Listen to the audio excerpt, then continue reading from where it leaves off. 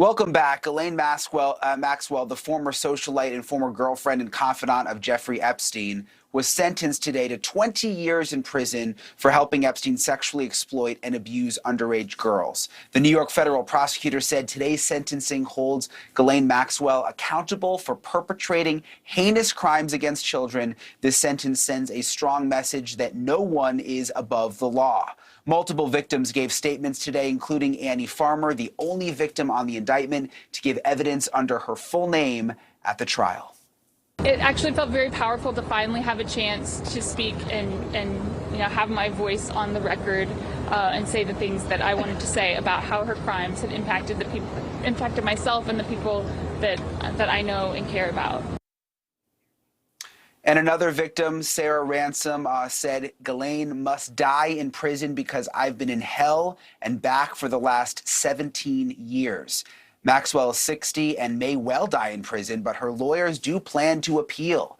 Joining me now with their insights are Brad Edwards, an attorney for 50-plus victims of Jeffrey Epstein, and Josh Schiffer, a criminal injury and civil rights trial lawyer. Brad, I want to start with you. You were at the sentencing. You've represented so many of these victims. What was your reaction to the 20-year sentence?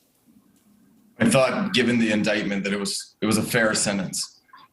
We expected there to be some pretty harsh punishment since the crime was very extraordinary.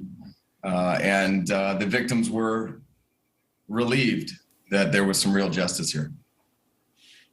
Yeah, there's got to be relief that this is finally over to a certain extent. Josh, Maxwell's family recently filed, this is interesting, an appeal to the United Nations over her prison conditions in the U.S.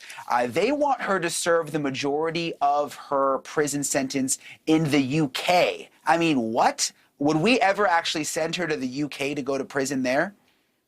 You know, you never say never when it comes to international citizens and people and criminal justice of this nature, but it would be incredibly unlikely, if not impossible. There's just no justification to transfer her back to her homeland when all of her crimes were committed here in the United States and United States territories. A lot of people don't understand the Virgin Islands are part of the United States, even though they're not a state. The people of America are demanding that she serve her penance in one of our prisons.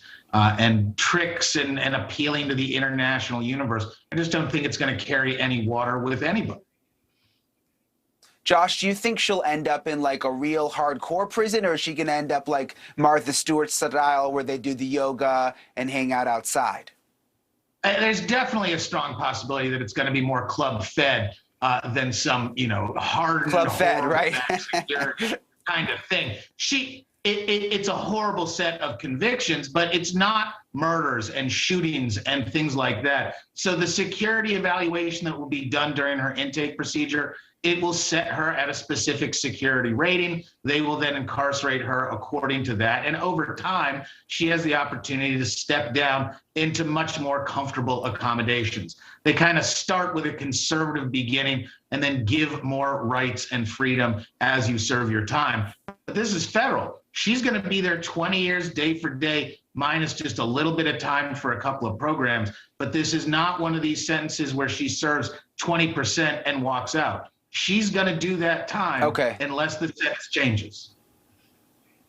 Brad, I got to ask you this, and this is probably my number one question. Is it now time for us to learn the other individuals who were involved? We've heard about this black book, this secret list of other people involved that the feds have not released. Is it time for those names to come out? I think that you're going to learn more of the names, but I think one point is worth making, and that is, make no doubt, Jeffrey Epstein and Ghislaine Maxwell were the very top of the pyramid. There's nobody more culpable than them. In fact, Jeffrey Epstein did not victimize a single person that Ghislaine Maxwell was not either directly or indirectly responsible for. So the totality of the victims were victimized by Ghislaine and Jeffrey.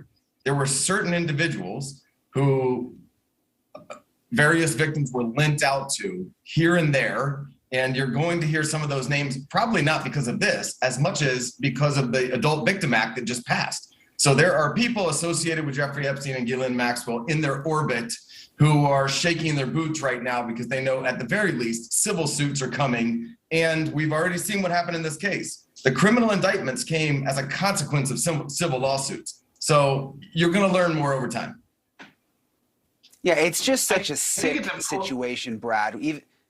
Sorry, what were you saying? Let me finish, actually. Brad, it's such a sick situation when you say that these girls were lent out to other people, and we still don't even know the names. The names have somewhat, it feels like, been protected. You said we might know soon. When? When do you think? When are the feds going to say, here, we're done now, she's been sentenced, media, everyone, here's the names? When are we going to find out, Brad?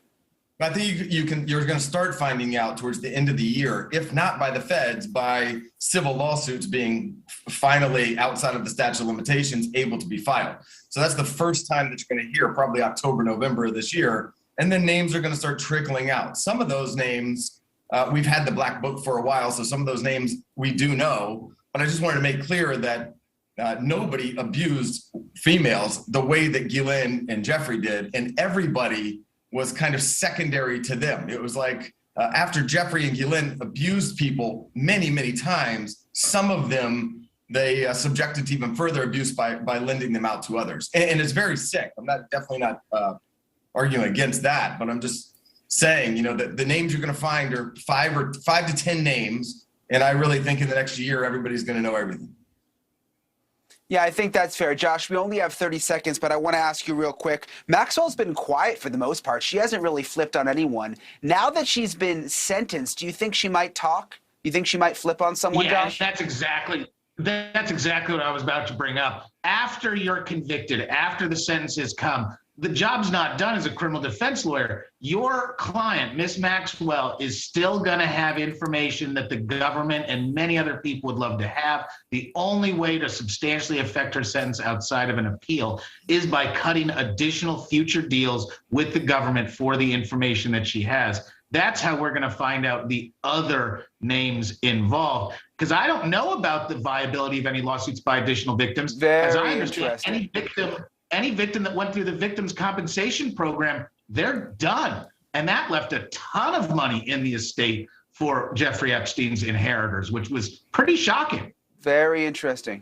I hate to cut you off, Josh, but we're out of time. It's going to be interesting. It's going to be interesting. Wow, to think that they could even cut a deal now. Very interesting to see what happens moving forward. Brad Edwards and Josh Schiffer, thank you so much for coming on. We appreciate your time. Thank you for watching. Go to newsnationnow.com to find NewsNation on your television provider. And don't forget to click the red subscribe button below to get more of NewsNation's fact-driven, unbiased coverage.